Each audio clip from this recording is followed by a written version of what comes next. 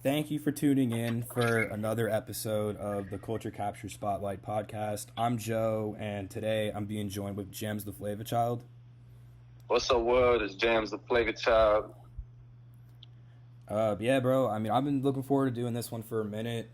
Thanks for coming on today and joining me for the interview. Yeah, no doubt, bro. Thank you for having me. What have how was your day? What were you up to before, we sat down? Today?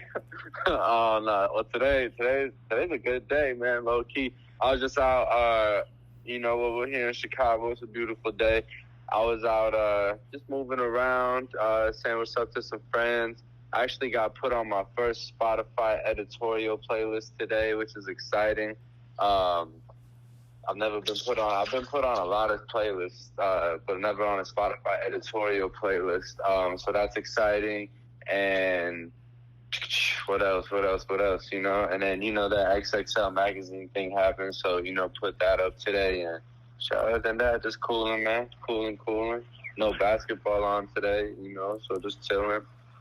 Yeah, no, we're recording this in the middle of the NBA Finals. We got game 4, tomorrow night, right? Wednesday night? Yeah, tomorrow night, yeah. And that'll be really fun. I mean, I don't know. Giannis does not look injured. He looks fully healthy. So I think it's going to go 7 games. Yeah, he's going to Shaq attack. For those listening, let's just start right out the gate. Describe your music style to those listening who might not already be familiar. I think my style is that you can't put my style in a box of, and I'm not saying I make I'm the only one making the type of music I make or whatever, but I'm not necessarily trying to emulate or anything. I make great hip hop music. I make music that make people feel good, and but everything. I'm just myself when I make music. You kind of gotta take a listen to find out. Yeah, man. No, that's pretty accurate. And you were born in England, right? And then you moved to Chicago. When did you move to Chicago? Pretty much when I was a baby, when my family could just bring me over here. But raised, my dad's from England, my mom's from the suburbs of Chicago. Raised pretty much mostly in the burbs, and then moved to the city as a young adult. But I was back and forth a lot, but wasn't really in all the way in the city till I was a young adult, I guess, 18, 19. Yeah, and then you moved out to Chicago, and is that when you were around started to do music and take music as a job and a career? Nah, definitely not. It was before that. To be honest, my move to Chicago was, so actually I had a music manager that moved me to Chicago. And it was more so I was in the burbs, and he was like, "We gotta come to Chicago. We gotta get it cracking. We gotta move around together and everything." And so that was why I moved to the city. But actually, kind of it was different because I was just at my mom's house, rapping in the basement. And the real reason why I was with moving to the city in a second was because my mom had kicked me out the house, and I needed to do something ASAP. And so that's why I ended up moving to the city and doing working. In that capacity. And then, but at the time, I was just rapping in my mom's basement. I had a little studio set up, and that was all life was. And then the snap of a finger, I had to figure out how to pay rent and, feed myself and, all that type of stuff. And so naturally it took away from a lot of the music actually when I moved to the city. Right. So how long would you say you've been working on your career? When would you say it started? I put out my first song. When I was 16, maybe 15, 16. Wow. So yeah, you've been going at it for a minute now. You're no new artist. So it how much does that kind of play into how you make moves and how you get around Chicago and other places as well? I don't know. It's interesting. It's I definitely there's a lot that plays into it on the business side, you know what I'm saying? But moving around, physically, obviously, I know a lot of people that, been, making music and been, in and out of studios and just, freestyling at parties and, stuff like that.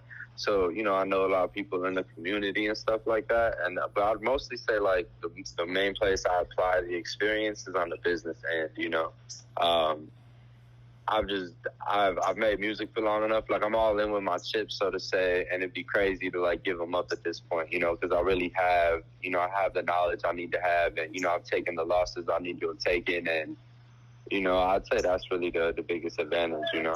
Yeah. Let's talk about the album you dropped end of June, Made with Love. What it took you about a year, start to finish, to work on the project and then release it. It's an incredible project. It's really really strong.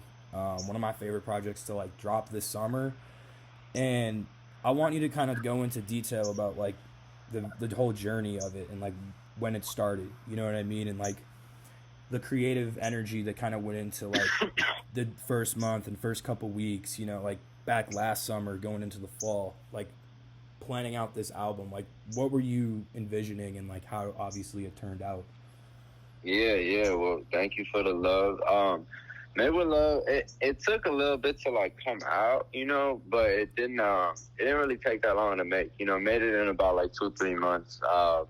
And so when I first made with Love, like when I first started making Made with Love, I first went to Pittsburgh I went there once in like October of 2020, and then I came back in January 2021 to like really clock in, and I was really just going there to work with Billy Hoyle, the producer. And when I clocked in there with Billy, I was there, and on like the second session that I had, I was working with DJ Afterthought. He was mixing it, and Billy, and they were kind of asking me like, "Yo, what do you want to do with your project?" And knowing that I was kind of in the same building as E-Dan, I was like, shit, I want E-Dan to mix the project if he can, if it's something he's into. And, they kind of hooked it up and blessed me. And, he had heard my music and checked it out, and it was something he was into. And we just had like a great conversation that made me feel really good about where I was at musically. Then like the same time, Jeremy was sending through beats, and me and Billy were working every day. So I ended up just like canceling my flight home, being there on a one-way ticket, and staying there for about like 3 months. And that was really, in that 3 months, that was when Made with Love was born. And yeah, that that was kind of the process behind it. And just making music at the crib, and bringing it to the studio, making music in the studio, and just making like a high quality mixtape. I feel like it was really overdue for me. Just some fly shit, something to smoke to, something to live to, and it's it's a nice, well-rounded mixtape like that, Yeah, no, and like the whole part of the journey of like going out, branching out of Chicago off some like connections you've had, and like Billy Hoyle's like he's the first guest of the show, and like what he told me Billy about how Benjamin. Yes, sir. What he told me about about how you guys first met was back when he was like a blogger. And how like you reached out to him to write articles about like some of your like older music, and it's cool that like you guys like rekindled like sometime in that whatever summer fall period before you bought your ticket out there to just work. So like talk about like first the people, like E-Dan, you mentioned Afterthought, Jerem, obviously Billy as well, and like just talk about how that scene was maybe like more refreshing or just whatever for you. Yeah, it's like when one door closes, another one opens, and I think I just need to go make music somewhere else, I've been making music in Chicago forever with the same people for a long time, and music's music. It's not like a sports team that you can't like go hang out with some other people and you're being disloyal, music is music, and, I just need to go make some music with some other people. And also like, I think before, when I was making music with the same people, we really got used to each other, and I had like a lot of control. And when I was over there, it was more so just like, all right, what's the best song you could write right now? Like what we doing right now? What we rapping? What's the best beat with the best song we can make right now? And like, let's just keep doing that. Let's do 2 or 3 of those a day. And it kind of just got me in that zone, man. And then, talking to the E and everything, and like Durham being involved. And it was just really cool, and it was kind of like, you know, like a validation process of sorts, you know, which is an interesting process, but you know, it felt really good, and it was necessary and what I needed in my career at the time. And you know, obviously them dudes are legendary in the mixtape space with everything with Mac Miller and Wiz Khalifa, and you know, being around all those platinum plaques, and then knowing you in the same studios as these dudes that came before you, making just like really good music. It was fun, man, just being like really present in the moment, and you know, making good music. Yeah, right on. And like, then talk about going to Pittsburgh. Like, you know, a really neat scene if you like really dive into it. And like, you were obviously in it. You know, being out there for like months on end, working. Just kind of like, how was that change of pace for you as like an artist, and then obviously like on the personal side of it too? It was cool, man. You know, it was very musical. You know, for me personally, just like going over there and doing music like 24/7, and just waking up and like having nothing to do besides waking up and making the music. For me, that's like the lifestyle thing that was just amazing, you know, and that's what I need to be doing. And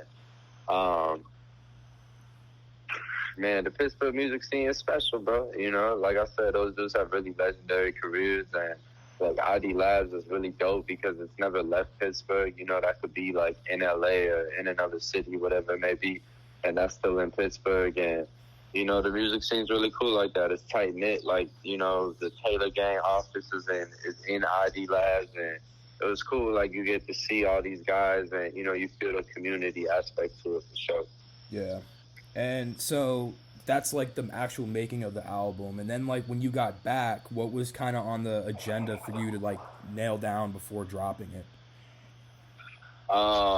Just the business shit. You know, I'm 100% independent, you know, and I'd say like it was just really time for me to take my stuff serious and really start running my shit like, you know, I'm the CEO of my own business. And because I am, you know what I'm saying? And, you know, just being like, I'm all about the music, you know what I'm saying? And it was just really time for me to step up into that business role and making sure my music was supposed to get heard like it deserves to be heard.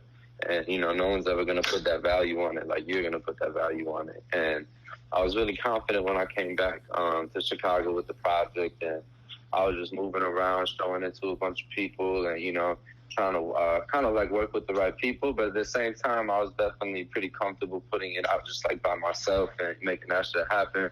And that was actually, you know, when I met Tara, who's my new manager. And, you know, that's when she came on board to kind of work on the project with me. And, you know, flash forward to today, and, you know, she's my manager. But yeah, that was like what happened after the project was finished.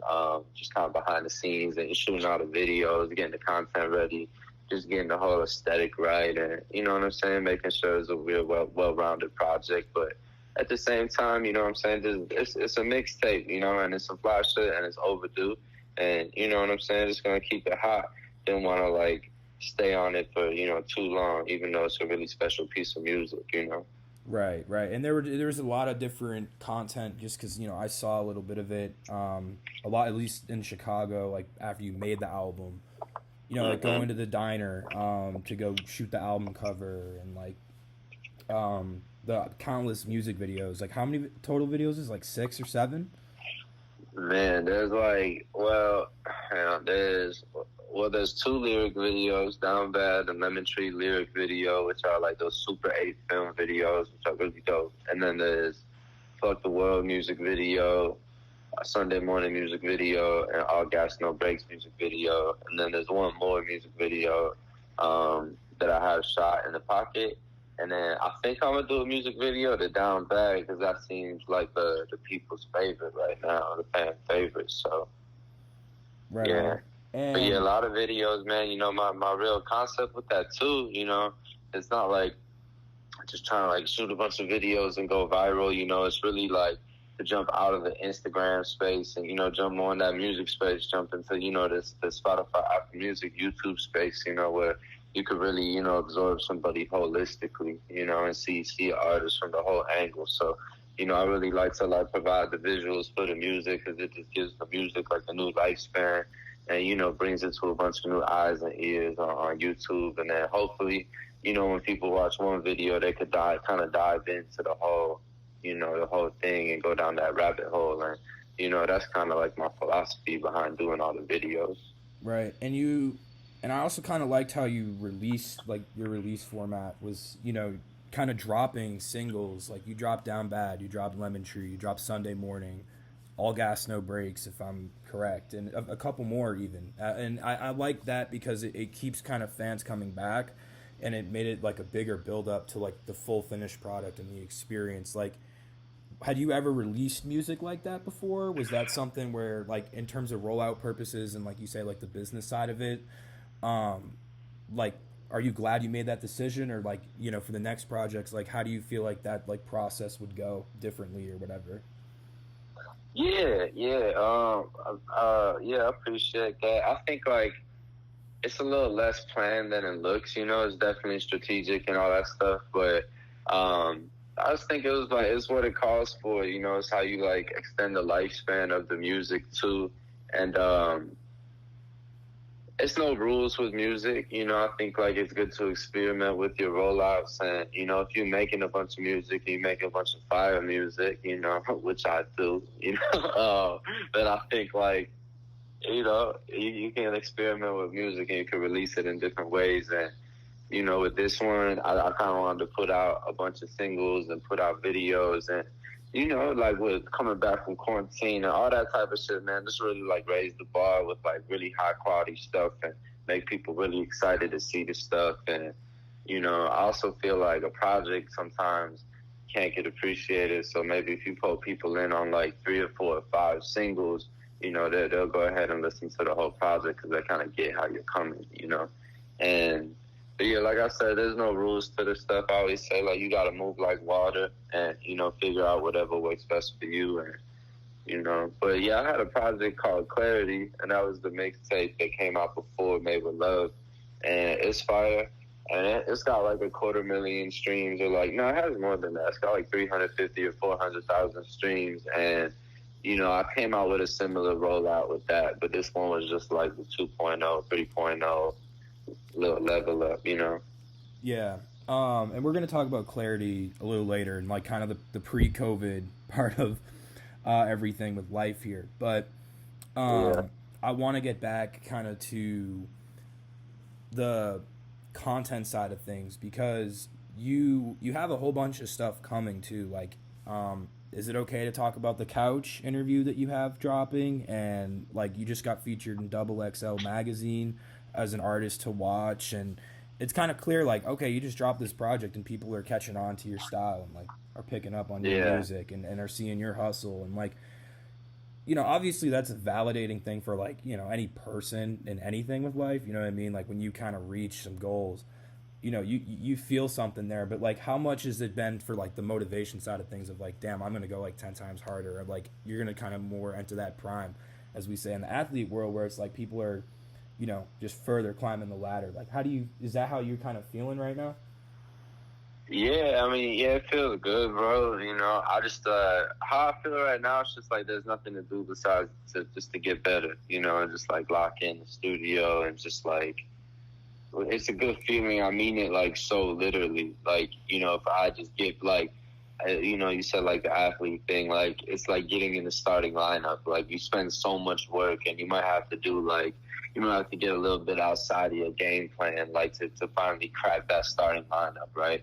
And when you crack the starting lineup, like you hone yourself in a little bit and get back to yourself, and like you're like, okay, cool, now we on. Like if I do the best that I could do, like if I put in the most work that I could put in, if I'm at the gym every day taking 500 shots, and when it's my time, like I know I'm gonna execute, and that's just how I feel right now, and I'm in that frame of mind, man. Yeah, and the off season. Not bad. Yeah, and you've been performing shows too. I mean, you've had a couple of shows since the project dropped. Well, only like a week and a half ago, right? 2 weeks maybe. You've had a few shows in the city. The JP Graziano's one. You had one at Tunnel. Talk about like the energy at the shows and what it was like to kind of pull people out. Like day before the 4th, and you still had a really dope turnout there, and your mom was there. Even it was a really kind of a special event. Talk about that a little bit too, and just like Man, why don't you talk about it, bro? You were in the drug zone, man. He's bringing up this vlog content. If you guys haven't checked out his vlogs on YouTube as well, which I'm gonna get into as well in a second. But yeah, give me that answer on those shows. But yeah, the shows are tight. The shows are super tight. It feels good to be back on stage. Man, I was rusty, bro. Like, the first show I played, you know, kind of hit me like right before I was on stage. I was like, damn, I haven't played a show in a year and a half. Like, maybe I should have prepared a little more, which is like so not like me. But yeah, that was the first show. It was a good time, man. It just feels good to be back on stage. And the show at Graziano was definitely a legendary event. And, you know, it feels good just like, you know, taking risks and setting trends. And, you know, no one's ever done a show like that. And, to do a pop-up show on just like 2 or 3 days notice at midnight on July 3rd outside, like, and, you know, to bring out that many people and everything, it's cool, man. It's special and it means a lot. And it's, you know, it's exciting right now, man. It's exciting. You know, we'll see what's up with some future shows. Like, you know, we'll see what's up with the whole, maybe some after parties, like with a lot of these festivals. And then, you know, I might do a headlining show in Chicago too, you know, so we'll see what's up. But and maybe even a tour, you know, we'll see what's going on with all that.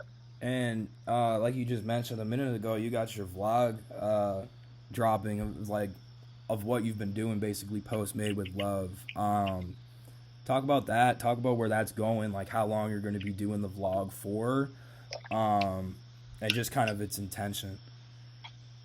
Yeah, well, you know, the vlog is called Moving and Grooving.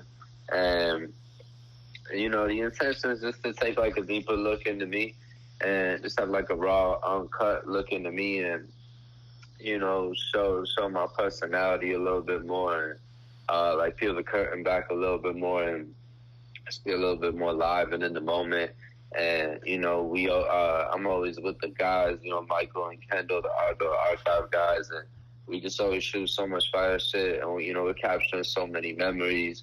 And, you know, like I said, whether it's just, you know, wins and losses, just doing fly shit, you know, being somewhere for the first time in a new city, you know, clocking sessions till 4 a.m., or even just chilling. You know, it doesn't have to be anything crazy because my life is definitely not always that crazy. But, you know, all that type of stuff, man. And, like, as far as how long it'll go, I don't know. You know, we'll see what's up with all that. You know, but probably for a minute, for sure, like, I think we'll pop off, like, 10 episodes, like, bi-weekly, you know, for a little while. Yeah, and that's pretty raw, man. You don't, like, you just got a lot of stuff coming, you know, like I mentioned, too. I don't think you've announced it yet, but, again, this drops in the future, so you're all right. But the couch interview, right? Yeah, you can talk about it. Yeah, so that was the whole thing. You got the Lyrical Lemonade interview, and you just did one Daily Chiefers too yesterday, right? Yeah. So that'll be dropping too. Yeah. Like, how was it getting those interviews also from, like, you know, again, people at the top and just, like, really starting to get that validation and attention that you've been deserving? Man, it feels good, bro. You know, it's just like the start. It feels good. It was a dope interview. It was cool to, like, go over to the Lyrical Lemonade headquarters. I'm a fan of what they do, man. You know, they're leaders in the culture and in the city, and, you know, it's cool to link up with them and, you know what I'm saying, join forces, do something super dope. And, yeah, it feels good. The Daily Chiefers thing was cool, too. Actually, that dude, I met him in Pittsburgh, like, at the studio, and he heard the project and kind of heard about me and what I was doing in Pittsburgh, and that's how that happened. And it feels good, bro. You know, it feels good, like, you know, whenever you put out a piece of music, just to have it be received like that and, you know, have people kind of, like, you know, reach out to you and want to help elevate your what you're doing. It means a lot, you know, and I really appreciate it. And, you know, it feels good. And you made the TikTok of you going to Walmart to get the XXL mag placement, and that was pretty cool. And again, it's just like a wholesome, like, organic moment of, like, being a person and kind of seeing where you're moving. Let's kind of now go back into like clarity. Let's go back to 2019, 2018. You were on tour with Kota The Friend. You were moving. You know what I mean? You were moving just as fine. Like you were getting fine. So how did you like react to when everything just shut down and like there was nothing you could do? And I know that's a kind of an outdated question, but it's not. Considering like how you were moving, you know. Right. What you saying? Like how I just kept it grooving during the pandemic? Yeah, like not even like how you started moving a couple months after. Like really those first like that March, that April, like that May, like when shit really just started and shit was still kind of hitting the fan in a sense. Yeah. Like what was it like kind of seeing like damn, okay, I just went on tour with a pretty big artist and, you know, now I'm like everybody like I'm stuck in the crib, you know. Yeah, well, it was crazy, bro. You know, I mean, not like my life was crazy than anyone else's at that time, but you know, it was crazy. Like I popped off my project Clarity. I started dropping the songs in January, and I was releasing them like bi-weekly and everything. And you know, I dropped Clarity like May. It was actually, I think it was like May 22nd, 2020, and it was like that was the product that popped up, you know, and it was cool. But at the same time, it was kind of tough just not being able to like go outside and appreciate it for what it was. But then when we could go outside again, I definitely like felt the love, and a lot of people would know, like they were like, "Man, don't let that song 1 a.m. that you did." And, you know, it was cool to see like the reaction to some Clarity joints. And now when I'm putting together my sets and everything, I also realized like I never really got the chance to perform Clarity live, you know. And when I was on tour, none of the Clarity songs were done. And, you know, I finished Clarity right when I got home from tour, like September, October, November, and then started putting it out at the top of 2020. And, yeah, yo, it was just crazy like that. And, but like I said, man, if you're making a bunch of fire music, you kind of got to get used to, like, detaching from it a little bit and just, you know, keep making classic music and, you know. Yeah, man. And like who did you make Clarity with? Like, did you make that all in Chicago? Yeah. So I made that with Neto. Shout out to Neto. That's what I made Clarity with. We made that all together, man. Yeah, all here in Chicago. There's a lot of live instruments on it. It's a pretty meticulous project. Like, it's really dope instruments on it. Really dope. The beats are dope, and a lot of dope intros and outros. It's a dope project. What was it? What was it like touring with Kota? It was raw as hell. Kota's amazing. You know, I'm actually like putting together like hopefully gonna go on tour again, and you know, touring with Kota was raw as hell because it was my first tour, and I think he's like a really really great artist for me to tour with, and his fans were incredible and like just really really good people, and you know, it was special, you know. And now when I'm putting together, like, looking at these other tours, I'm like, man, I just know they're not going to be as good as that Kota tour, you know? Mm-hmm. It sounds crazy to say, but, you know, that's how good it was, man. And he was a really good dude. He was welcoming, and, you know, I know he appreciated, like, what we brought to the table, and it was cool, man. It was really dope. It was my first tour, and, you know, dope, mini dream come true, you know? Yeah, bro. And, since now that like Made with Love has been out, you've been in the studio. Like you didn't really leave the studio. You've been making music even before the rollout. I've been in a lot of the sessions, and just talk about the grind you're in the middle of right now, man, in terms of just like banging out songs, just piling them up and seeing where you're gonna land with it.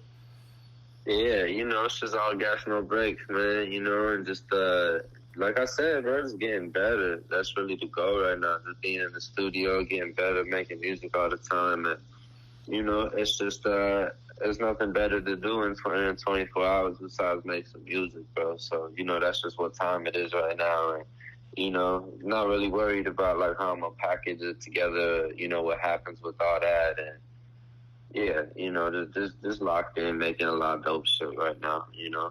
And, it's not necessarily like a grind, you know. It doesn't really feel like a grind, you know, and that's a really good feeling, you know, because you definitely have, you know, ups and downs in your career, which it really does feel like a grind. And right now, you know, whether it's studio session at midnight to 5 a.m. or whether it's, 10 a.m., like, it never feels like a grind. It just feels like really like, like I said, there's nothing better that I should be doing right now, and it's a good feeling. Yeah. And I mean, what do you kind of have like up on your head in terms of like future plans, if any, that you're comfortable kind of sharing? Like, what's kind of on your like docket of like, this is something I really want to tackle, or like this opportunity is intriguing, besides what you were saying earlier about like going on a potential tour? Bro, I'm just addicted to getting better. I really am. Like, I'm just addicted to making that project that's the best version of me. That's why I want to put in a lot of work and just, like, really well-round my sound and be the best jams that I could be. And, I'm really ready to do that. And, I'm so energized in that capacity. And, I'm just really, like, full force and just addicted to getting better.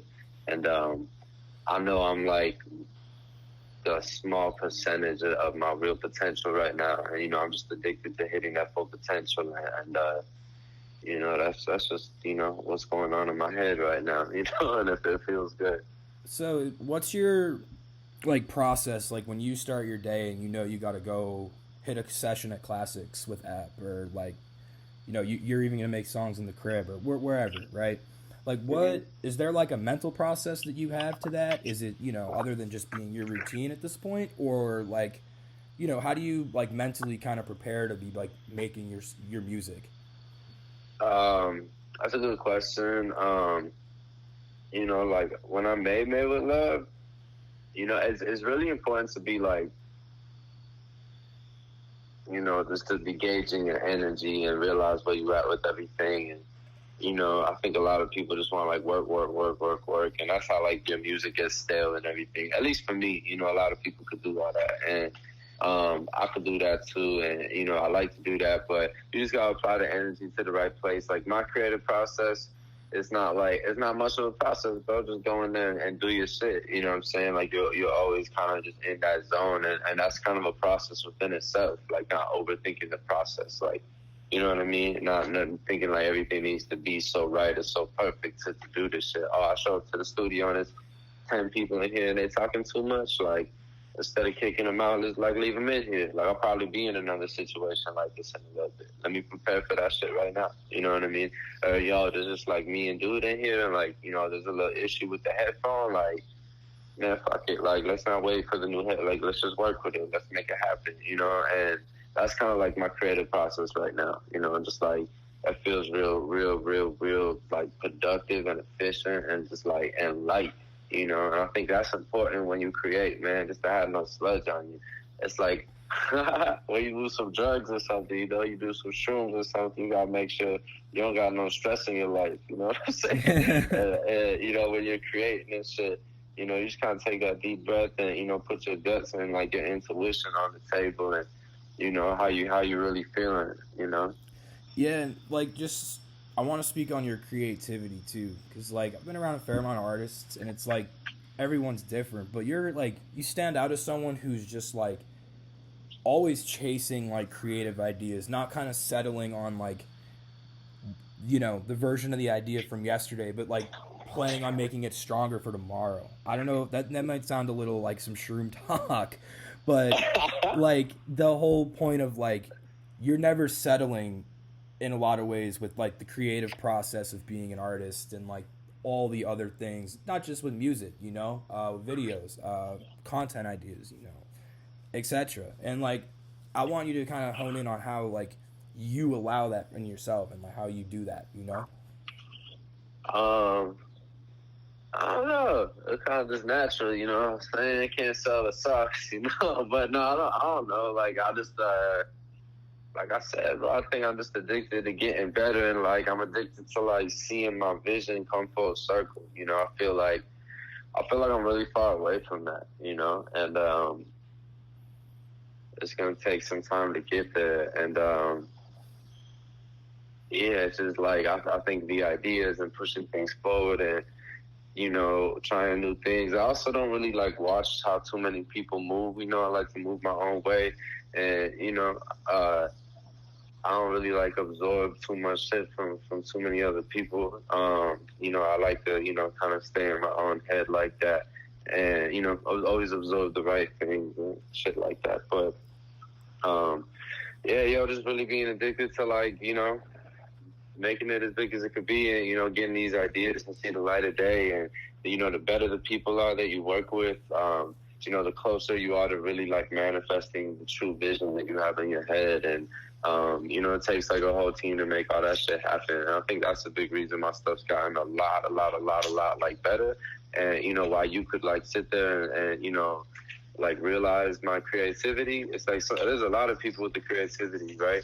And you just, you know, it takes like a really good team, you know, to bring the ideas out, you know, and then actually like have it see the light of day, you know. And I think I have a lot of that going on right now, like with the outdoor guys, and you know, with my music guys like Billy and Neto and Ed, and, you know, whoever it is, you know, just everybody that I'm doing things creatively with right now.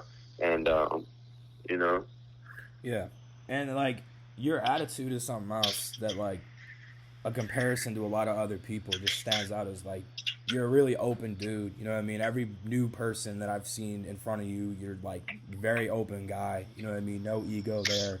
Like, you know, chops it up with everybody, dab up, whatever. And it's just like that kind of approach. I feel like with you, like it just kind of helps people be put on more and more, and like people just want to get more and more like involved with what you make, because it's just like, you know, that's just not the norm. Like people in the industry really know it's like people are really to themselves because like everyone's about that cheddar, you know. But like you know, as much as you're about your cheddar, like you're also about like having the right space for people to like create to be like themselves, which is like, you know, that's more credit to you. um I want to turn a little bit and talk about like what you're doing like when you're just not making music, when you just yourself, with whatever when you have spare time. What are some hobbies you have? I mean, I know you like, you know, a little bit of fashion, a little bit of streetwear. I know you're doing the shoe thing. But yeah, talk about like some stuff you like to collect, hobbies, you know, that kind of thing. um, yeah, no doubt. Well, yeah, I like fashion. I like fly shit for sure. I like old school cars. I like comics. I like I don't know what else, man. I like food. I like smoothies. You know, I like graphic design. I like dibbling, dabbling, have a little bit. You know, I'm really about to start producing a lot. But You have to start producing? man, yeah, well, I already do produce. You know, I produced Fannie Mae on Made with Love. I don't Oh know if you shit! know. No, I did not know that. That's hard. I Yeah, didn't know all that. yeah, yeah. So, um, yeah. Well, it's on the track list and it's on like YouTube like that. But Yeah, outside of that, I don't think I've really told anybody that. But yeah, exclusives. exclusive. Heard it here first. Drop the bomb. You don't have any sound effects over there? I mean, I can, you know, if that Oh, works. It's my yeah, water bottle, but yeah, that works. That yeah. definitely works. That's pretty hard, bro. I did not know all that. That's dope. So like, how are like, what's the attention there? Like in terms of like starting to produce. Like, are you gonna really put like time and effort and use like, you know, your, you know, Billy and App, like people around you that have done it and made that top, like, you know, help you get better type of energy? Yeah. My bad. I just ate a piece of chocolate on accident. No, Um, you're good. You're good. um, Dude forgot he was on mic, bro. Hang on one second. Would you get, milk or dark chocolate? What kind of chocolate do you eat? You know the Hershey's with the toffee in it. Cause you're a health, to change the subject. You're a healthy dude. Like you cook, like I see you cooking salmon with greens. Like you, Yeah, you know how I get down, man. I'm a healthy dude. It's really important to be healthy, man. You know, I drink a lot of water and eat a lot of fruit and vegetables and cook a lot. And, you know, it's important to be healthy, man. And we got to respect our bodies and, you know, to like, you know, with all the weed we smoke and the lifestyle we live, you know, to really balance it all out, you got to do that shit, you know. And, you know, sweat out the negative shit. I go on runs and, you know, I might wear a hoodie, get all that extra sweat out and, you know. yeah, the boxer aesthetic, tucked into the sweats, rolled up above the ankles. The Jams sweaty belt. stained sneakers. Nah, I actually got some new Hokas. I got Okay. 2 pairs of Hokas. Yeah, I take that running shit serious. I got a big boy bike too, man. Don't play with me, man. You trying to get on that Peloton sneakers, shit or not? You don't want to see me on the Peloton, but yeah, I'm in shape, man. You know, I can't wait till like I hit these festivals and everything. But you know, the way I smoke, man, you know, I might smoke, you know, a few backwoods a day or 3-4 backwoods a day. You know, right now I'm on the final leaf, you know, shit like that. But the way I smoke, you know, I gotta move like that. You know, I got asthma too, actually. Yeah, I do too. So before I go on stage, I always hit my inhaler, and you know that adrenaline really pumps it. But yeah, I love, you know, I like to feel good, and I really don't not like to feel good. You know what I'm saying? Yeah, I feel you, bro, with the asthma and smoking shit, because I have asthma too. Like, I got an inhaler with that shit. That's why you always see me with water, because, like, you know, if I'm gonna boof, like, I gotta have that water there to kind of cool the throat down and make sure, like, I'm breathing straight. You know what I mean? Yeah, that's right. We gotta play some basketball. Like, whether it's for content for your vlogs, whatever. Like, we gotta go get some basketball in. Like, what do you mean play basketball for content? Hey, I'm trying to hoop, bro. Like, I've been trying to get that like, hey, we're on the same team. I don't care. I'm just trying to see how you're playing on the court, because, like, you know how I am about basketball. So why do you want to see me play basketball like that? I want to see what your game's like, bro. Just simple as that. Like, I'm just trying to see. What do you think it's like? I don't know. I could see you being a one guard, like drive to the paint, pass first, kind of like that's your offensive game, and you have clamps. Like, I definitely know you know how to play defense. You look like a guy who can play defense. In terms of offense, like, I don't know. It's a mystery. Like, I don't know if you can shoot. I saw the finger roll at the lyrical office, so I know you, again, like, you can drive. Like, I think you're a guy who can dribble into the paint, but I want to know for sure. You know what I'm saying? Like, I want to know for sure. And I don't think, like, you don't know what kind of game I got, bro. Like, you think I'm break. Like, you probably think I'm mids.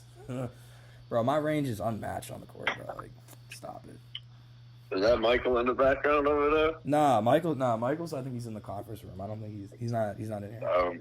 I heard someone in the background. Well, no, I mean, man, you know, I appreciate that. You know, I think you kind of throwing me slight, you know, like you're trying to keep it positive, you know. You're saying, like, you don't know what my offensive game is like, but you know, you're trying to keep it positive. Like, you're really trying to say, like, I can play offense, but, like, I'd be really good at defense. You know, so I appreciate the slight, but I don't. You know what I'm saying? No, I didn't even. We can pull up and hoop whenever you want, bro. I don't give a fuck. Let's go. I mean, yeah. Whenever you want. When I saw you had a basketball in your trunk, and I realized you were like that with basketball, I'm like, all right, bro. Like, you know, Julian's saying he's got people with a court. Like, you know, we know Daniel. He's got a court doing pickup. Like, damn, you know what I mean? Like, because I don't know, like, when I pull up with Tinley to the Rocky basketball sessions and we watch those dudes hoop, I just, like, think of, like, damn, bro, I just miss playing pickup, because, like, when I grew up, like, I played pickup at my local gym, like, you know, with dudes. Like, I wasn't playing with, like, kids my age. I didn't, like, make my high school team, you know what I mean? So, like, I was playing, like, everyone just gets fouled. It's physical as hell, you know what I mean? It's, like, old-fashioned basketball. So it's, like, I don't know, that's, like, I'm competitive in that, right, too, because that shit gets competitive. It's gym basketball. Yeah, I feel that. You want to tell him about the caddy, or you want me to tell him about the caddy? No, we're not talking about that. Sad as hell. We're moving past the sad story. We're talking about his Cadillac. And unfortunately, R.I.P. to the Cadillac, but he's got a Mercedes now. You know what I'm saying? Big boy shit. Yeah. Big boy shit. Yeah. Foreign whips. What else do you do? I mean, I asked you about hobbies, and you said smoothies. That had me giggling a little bit, because I know you got a deep thing with smoothies, but talk about sneakers. Like, what are some of your favorite? Like, I asked this question to pretty much everybody. What are your favorite sneaker models, like, ever? Like, if you like, not colorway specific, just like, like a Dunk or a One, whatever. I used to really, really love the Air Max 90. Like, that was what I always wore. That was, like, my go-to shoe. A white Air Max 90 with the gum sole. But probably a Dunk Low, man. You know, probably a Dunk Low. Yeah, Nike Dunk Lows. probably my favorite. Or just like, you know, AF1s. Yeah, but that's probably like my favorite mold. You know, I love sneakers, but I'm not like the biggest sneaker head. But you know, I love sneakers. I like fashion. You know, I like streetwear. I don't really rock with like designer shit. I feel tacky wearing that shit. Not gonna catch You you know, buying Yagas. You're not gonna be wearing the Balenciagas on your feet. yeah, nah, definitely not. You know, I'll just rock a bunch of you know, fly kicks, like, you know, some stock X. You know what I said stock X new shit probably on the feet, but you know, man, just you know, I like to buy kicks, man. You know, new kicks always make you feel good. I like hats a lot too. Like I like new air hats. I like all those patches they put on the new shit. Mm-hmm. I like pants. You know, I like Stone Island. I like Subi. You know, what else, man? I don't know. Half evil on the fit. If you don't like them, the shit, bro. Oh, yeah, shouts to Have Evil, my boy Sam. You know, I love their stuff. You know, you know, I'm a big fan. I like people that really just do their own thing and, you know, do fly shit, and, you know, they're leaders and, you know, they're trendsetters, and, you know, I'm a big fan of that. You know, I think whether it's music or fashion or, you know, just day-to-day work, you know, that always kind of bleeds through with whatever you're not, like, whatever you're making physical, whatever you're putting forward, you know, and, yeah, that's the type of shit I like, you know, Yeah, when bro. it comes to clothes. You definitely got like you got an impressive fitted collect. Like the green elbows. I don't even know how to like. I wasn't alive when that team was a thing, but you know what I'm talking about. The green one. You performed in it on Saturday. That one's hard. The Expo set. Expo, Yeah. that It's one's funny you hard. say that too, because it's like, so it's like old people that are like, bro, that hat's crazy. You probably been with me like 10 times when that's happening. Nah, you know? bro. Remember the delivery, dude? Like the guy was dropping off shit on Wednesday, like the Wednesday before the show, and he pulled up and he had the delivery, and he's like, "Oh, you guys got some crazy lit," you know? He was all like jazzed up about the fucking hats we had on our heads, and like, Yeah. he was saying Kendall's shit was hard because it was just like it was White Sox. That shit was funny. But yeah, you do got like a fitted. How long have you liked the fitted hat thing? Like, how long you been going with fitteds? Man, I've always liked the fitted, you know what I'm saying? I ain't gonna say it, but I might have brought the fitted back, you know what I'm saying? I ain't gonna say it though, you know. No, I'm just playing, but man, I've been rocking the fitted, like, you know, I've been rocking fitted since like 2017. You know, I've done some, like, I haven't stopped rocking them since, you know what I'm saying? Type shit, you know, I used to always rock the socks fitted and shit like that. Now it's cool, like, it's like the best time ever for fitted hats, you know, everybody putting the super fly patches on them and shit like that. But they get, like, a little disproportionate sometimes with the patches, like, a little lumpy, but yeah, I like the hats a lot. It'd be like a dream to do a collaboration with New Era. You know, I'm gonna actually put that forward right now. I will do a collaboration with New Era, a JAMS New Era hat, and it's gonna be raw as hell, and that's gonna happen. Yeah, bro. The JAMS logo on a New Era would be hard. That would be hard. Do you do like snapbacks too? Like, are you like, can you do a snapback hat? Yeah, I mean, I could do anything. Yeah, like I pretty much I could probably beat you in a game of 21 if you started 20 to nothing. That's cap. Not only can I pull out the snapback cap, I can do anything. he went from hats to back to basketball. Like, people out there got to understand, like, him and I have been got this little friendly back and forth about basketball since we were at what pizza place was that? But I don't know, bro. It was like a couple. It was when you got the tattoo or whatever. But it was like we gotta figure that out. Like, oh my god. What else, man? I don't really got too much, bro. I think we've kind of hit all the bases, to be honest. That I have. So, I guess my last question is like, what's next? You know what I mean? Like, now we're at today, like, all these media things are out. Made with Love is out, you know, halfway through the summer. Like, what are the goals for the rest of 2020 for you? Or 2021, not bad.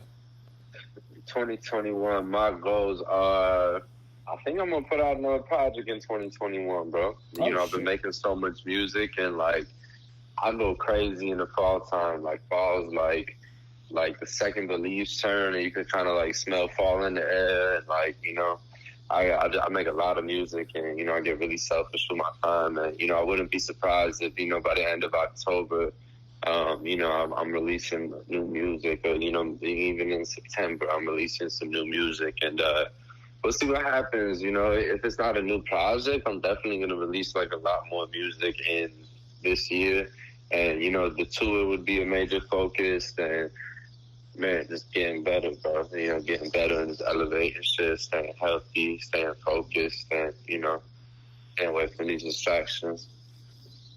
Merch, man. I mean, the stuff you've been making recently too, is that like that's gonna be cool if you put out an album like that. It's just like it's different. Like that's gonna be raw. Yeah, bro. I mean, I just gotta say, like, keep being you, bro. Thank you for treating the people that work with you the way you do. Because that shit is a real nice pleasure in terms of how you just take care of people. Those people, my friends, and other people that I don't know.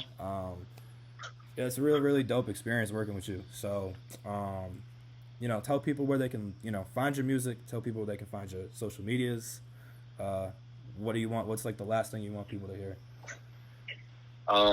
Man, well, last thing I want people to hear is, man, go listen to that Made with Love, go smoke one, and, give me that time of day. I know this music is special, and, go cruise one to that. Even if you don't smoke, just get in the car and, go cruise that, front to back, 1 through 11. I promise you're going to feel really good after you listen to that. And, you can find me on Instagram at JAMSTFC. And you can find me anywhere, man, at JAMS TFC, JAMS The Flava Child. My music's everywhere. JAMS Worldwide, Yes, sir. Well, JAMS, thanks for joining me, bro. For this episode of the Culture Capture Spotlight podcast. Tune in next week for a new episode.